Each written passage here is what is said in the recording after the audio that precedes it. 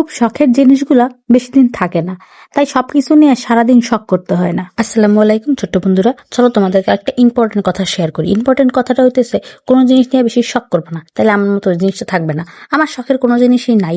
এখন একটা জিনিস ছিল লাস্ট, সেটাও এখন যায় যায় অবস্থা। দুপুরবেলা খাওয়া দাওয়া করে রেডি হয়ে গেলাম একটা ইম্পর্টেন্ট কাজ করার জন্য। নতুন 20 টাকা পাই তো আমি বেশ খুশি, কারণ আমার নতুন নতুন টাকা কালেক্ট করতে খুব ভালো লাগে। আমি আসছিলাম মূলত ফোনের দোকানে, আমার ট্যাবের একটা কাভার আর একটা প্রোটেক্টর দরকার ছিল, কিন্তু এই যে যেহেতু বাহির থেকে ইনপুট করা, তাই এটার কাভার বা প্রোটেক্টর বরিশালে কোথাও খুঁজে পাওয়া যেতেছিল না।